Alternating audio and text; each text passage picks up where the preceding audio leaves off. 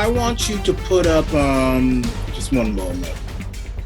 Put on clip number two. Clip number two. That is the one with the debate. I gotta tell you guys, I am really impressed with Roman Baber. And you know, I said, and no matter what, I'm always going to be an independent. Okay, I will never belong to any party. Even if I become a member of a party, that I'm only doing that so that I can vote to have a say in who will be leader of that party, and in doing so, decide who is going to be leader of my country. I'm not loyal to the conservatives, PPC, I'm an independent, and even if I become a member so I can vote for the leader of that party so that I can have a say in who is going to be leader of my country, if I vote for that person to become leader and they irritate me, I'll still vote for another party. And I know you're gonna have some boy up there on BitChute going on about voting. I agree, voting is rigged, but if you just settle down before you start jumping up and down on vines and writing punk ass comments on my thing, just shut up for a bit and let me do my presentation. I know voting is rigged, but if all of us overwhelm the voting system, it's a lot harder to rig, and I'll get into that later on. But I am really impressed with Roman Baber, and I know I said I wasn't going to get a membership for the Conservative Party, but I think I'm going to do it just so that I can vote for Roman Baber, and there's two reasons why I'll do that. And one of the reasons is I want to show you how he responded to the question on whether or not we should escalate the war in Ukraine by having a no-fly zone. I want you guys to hear how he responded. I want you guys to hear how all of them responded, but I want you to hear especially how he responds, and then I will come back to you. So, Mr. Engineer, if we can get going now. Dr. Lewis, the war in Ukraine, as we all know, has been an unspeakable tragedy, and it continues as we speak tonight. Carnage and destruction are unimaginable. Do you support creating a no-fly zone over Ukraine? The attack on Ukraine should be taken seriously. We have to ensure that we do not exacerbate the tensions that are already there. Is that a no? Oh, that's right. No. No, thank you very much. Moving on. Mr. Baber. No. My mother's family is from Ukraine. I'm heartbroken. So I'm going to rewind this. This is Roman Baber. I'm going to go to the beginning, not with Leslin or whatever. I want you to, okay, so this is Roman Baber. Listen clearly to how he responds to the question, do you support escalating the war in Ukraine, which has nothing to do with Canada, and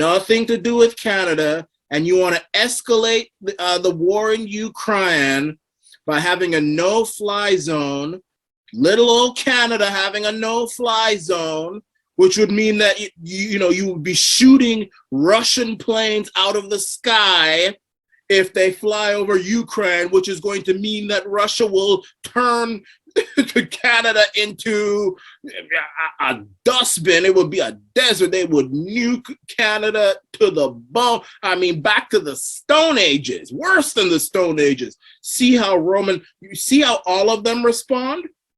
And see how Roman responds, and see why I am going to go back on my statement on getting a membership, and I'm going to get one to support Roman. See how he responds. Moving on, Mr. Baber. No. My mother's family is from Ukraine. I'm heartbroken. We're witnessing a catastrophic loss of life and infrastructure. There needs to be a greater effort to end the conflict. Escalation will not get us out of it. The only way to end it is to bring the sides to a ceasefire. Mr. Charest. We could only do that if our NATO allies agreed. Canada can't do that alone. We all admit that. What we need to do in Ukraine is three things: lethal weapons for Ukraine, That's what they need, and that's what Canada should do more of. More aid and bringing Ukrainians who want to come to Canada here in this country so that they're secure. I'm not sure whether that was a yes or a no. It's a no. If our it's a no. allies are not there, Tom, we can't do it. Mr. Aitchison. No, and I'll build on what Mr. Charest said. Part of the problem, of course, is that we've never met the 2% of our GDP in terms of military funding to meet our commitments to NATO. Canada's not a reliable partner in the world, and we need to do a lot better than we are. Mr. Brown. Yes, I believe Canada should push and actively advocate and be part of it to show that NATO is serious about these encroachments. We need to stand steadfast with our allies in Ukraine. Mr. Polyev. No, but I believe we should provide more lethal weapons to our Ukrainian allies and offer refuge to Ukrainians who are fleeing. We also need to unleash Canadian energy production so that we can help break European dependence on Putin. Okay. All right. So you heard, let me just put this back in here. So you heard what Roman said, and you heard what all these others said. And then Leslie didn't even know what planet she was on. But, you know, Roman Babar, and I made a video about this yesterday, about how much more are we going to do for Ukraine, a country that most people can't point to on a map. And we're going to give billions of dollars to Ukraine. We're going to potentially start World War III and a nuclear war over Ukraine, which has nothing to do with us. And Roman Babar was the only person there who said anything of sense. There's so much bloodshed. There's so much war, destruction. Let's have all the people sit down and at least talk. I mean, I don't even know if we should be doing that because really, again, it has nothing to do with us. But at least, I mean, you know, let's talk. Let's stop bashing Putin, Putin, Putin, Putin, Putin, Putin, Putin, Putin, Putin, Putin, Putin, Putin, Putin. Let's just talk. Let's stop. And he said he's from Ukraine, or his family's from Ukraine. So, you know, he must take this personally. You know, you would think someone from Ukraine would be a left-wing globalist warmongering anti-Putin. Let's start a nuclear war for no reason. But I'm sure he's used to, first of all, he was born in Ukraine when it was a part of Russia. So he knows, I mean, all this fuss about Ukraine being a sovereign country, I mean, it's never been a sovereign country until recently. He knows that. And secondly, he doesn't want to see any more of his family members, his friends, and all his people, just bloodshed and murder and bombs. All these people, look, Patrick Brown, he'd probably never even been to Ukraine. Patrick Brown, the other guy that was on the stage who said, yes, he would support a no-fly zone. He probably couldn't point to Ukraine on a map. But this fool says, I would have a no-fly zone. You know what that means, right? And give Jean Charest credit, the other guy that was another one that of them was on the stage, Jean Charest. He said that Canada can't do a no-fly zone if America and NATO doesn't allow it. Remember, he said that. I mean, he's right about that. I mean, I don't even know why these people would be asked such a question. First of all, that debate, if anyone watched it, that debate was terrible. That was one of the worst debates I ever watched in my life. It was a terrible, the moderator was a prick. I mean, all these childish questions, what's your favorite color and all this nonsense. I don't know why you would ask a bunch of Canadian politicians if they would have a no-fly zone. If Canada was to decide to have a no-fly zone, that means it involves Canada shooting down Russian planes that go over Ukraine. You know what Putin will do?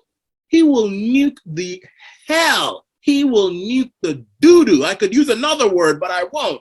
Out of Canada. He would nuke Vancouver. He would nuke Calgary, nuke Edmonton, nuke Saskatoon, Toronto, Ottawa, Hamilton, Montreal, Quebec, Halifax. He would nuke Newfoundland. He would nuke Charlotte. He probably nuke the territories as well. Baffin Island. He would nuke the hell out of them Inuits up there. Canada would look like the far side of the moon by the time Putin is done. So Patrick Brown essentially said that if you elect me as prime minister, Vladimir Putin is going to nuke Canada. because Patrick Brown said he is going to impose a no-fly zone over Ukraine and shoot down any Russian plane that goes over Ukraine. Russia has nuclear weapons, right? And Russia doesn't have nuclear weapons just so they can keep them on display. This isn't some nuclear weapons department store. Russia has nuclear weapons so they can use them if they have to. Russia isn't just having these weapons. And by the way, they would use it on Canada because Russia isn't going to invade Canada on foot, because then that would mean America, which does have nukes, would protect Canada with its foolish self. I don't think they should, but that's what I mean. If Canada shoots down a Russian plane, Russia's going to do something about it. And they're not going to do they're going to use nukes because they can't invade Canada on foot, because then America would, we're going to, that's it. It's nuke time after that. And Russia isn't going to just, do people think that Russia just keeps nuclear weapons for display? It's billions of dollars to make nuclear weapons, not to mention maintaining them. So Russia isn't going to spend all this money and not use the nukes. And they would use the nukes because it's not like Russia is fighting some tiny little country which nobody cares about. Russia would be, if Canada shoots down a Russian plane, Russia would be fighting with a country which is heavily allied with the United States, and the United States hates Russia. So if Russia were to react to what Canada did, then America would be involved, and America has nukes, and they would use it too. So basically what's happening is that Russia would just go straight to nukes, because that's the only choice they would have. So essentially, especially Patrick, but I would say even Pierre Poilievre talking about he wants to give more weapons to Russia, to Ukraine. He wants to give more weapons to Ukraine. I mean, Putin is listening to this and hearing that Canada, which is just next door, he's probably thinking, oh, I can't wait to take Canada. And Canada, you're next. Forget about Ukraine. I'm going after Canada.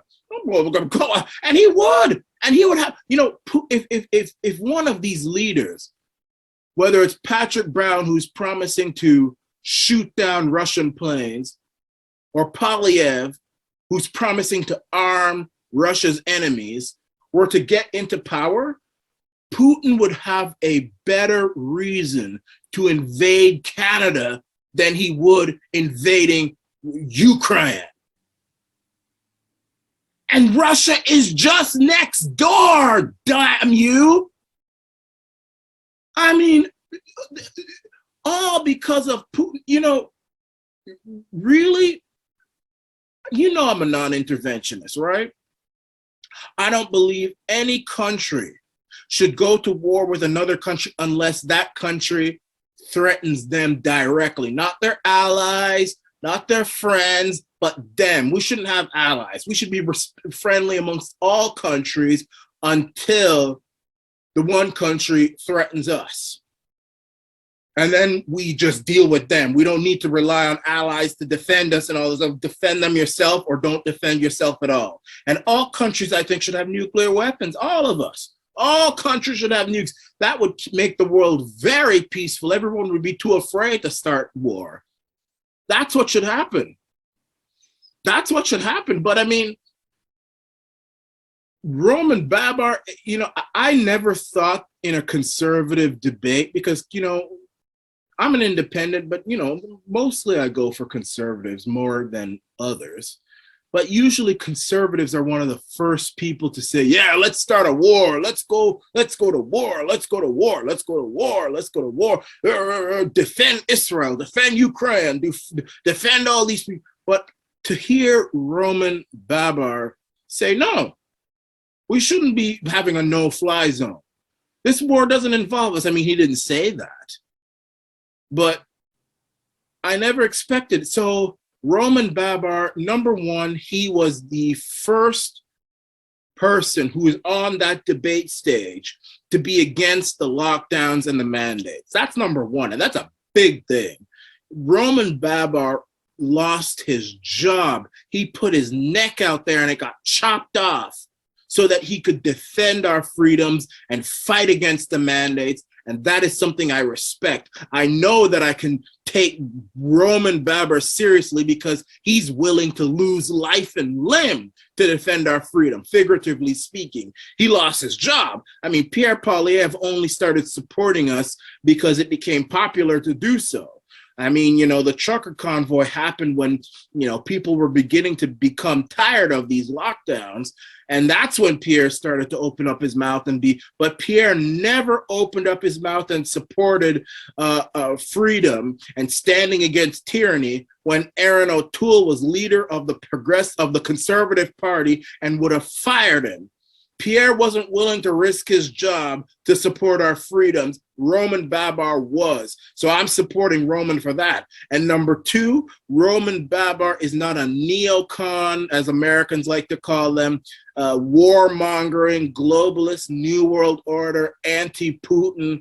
Let's do everything we can to accommodate little old godforsaken Ukraine. That is based. That takes courage. I will go against what I said in getting a membership. I will get it and I will support Roman Babar. It doesn't mean I'm a conservative party. I'm not a conservative. I don't belong to the Conservative Party. I'm an independent. I'm only getting a membership so I can support Roman, then Leslin, then Pierre will be the third, and the rest can go jump off some cliff somewhere. I don't care about them. So, and then, you know, you have Scott Aitchison there saying that Canada doesn't pay its fair share to NATO. Well, first of all, I don't think there should be a NATO. I think NATO is nothing but trouble now. The Cold War is over. It had its purpose when we were fighting communism. Now the Cold War is over. We should stop spending our money on these globalist organizations. I think we should leave NATO. So that's that. But Roman has a lot of courage. Roman Babar. So I'm gonna try and get him on Arana Nation. I'm gonna try and get him on here. I don't know. We'll see if he comes on. But I'll support him. I'm an independent though. I'll always be an independent. You know that. And for all of you who say, "Oh, voting," let me explain this. And I can't believe I have to explain this again. Yes, voting is rigged. It's rigged. Everybody knows it's rigged. But I don't care how much rigging devices you have. You can't. It's so much harder to rig an election when all of us overwhelm the voting booths and vote. It is almost impossible to rig that election. And by the way, I don't want to give up on all the tools that I have at my disposal. Yeah, we'll protest, we'll make videos, we'll do all sorts of other stuff, raise money and all that stuff. But I also want to do voting too.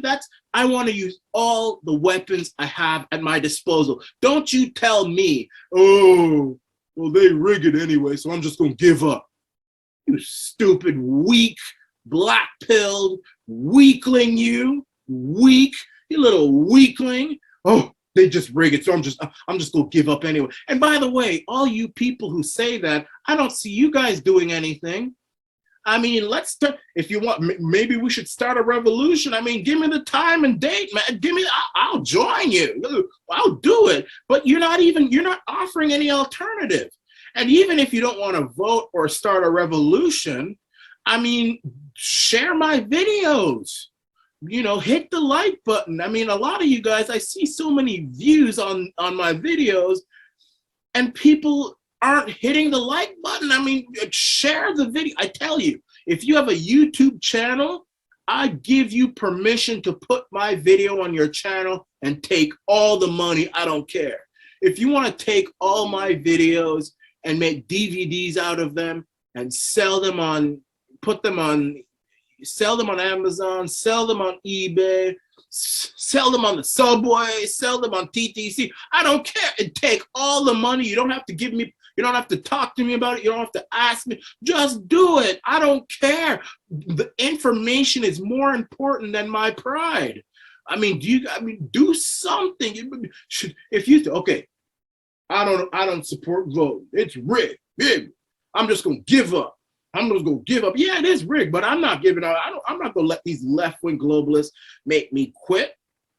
But if you're that way, okay, fine. Well, then donate money to me and so I can raise money to fight these left-wing globalists. Do something instead of just sitting in your bedroom writing punk-ass comments on people's BitChute and complaining on the internet and not doing a damn thing about it. I don't want anything to do with people like that. That's weak. I don't even want you to watch me if that's the kind of person you are. Just a quitter whiner who just all they do is sit at home and just complain about how bad everything is, and they don't want to do anything about it, and they criticize people who have a plan but they don't have an alternative. No. So yeah, I'm gonna get a membership support road. I'm gonna, and it'll be rigged, but hopefully a lot of people will do the same thing, and it's harder to rig. But I'm also going to be going to protests. I'll be making videos. I will be raising money for people. I will be doing all sorts of stuff. But I'm going to use every tool I have in my disposal. And I'm not going to do it in a half-assed way like some people. You know, they say, oh, voting is rigged. And they come up with some kind of alternative, which everybody knows isn't going to work. They do it in such a half-assed way, you know, some grandiose, we're going to talk to we're going to petition the United Nations and we're going to do it. I mean, you know, give me a break. Anyway, with that being said, I'm Michael Arana, everybody. This is the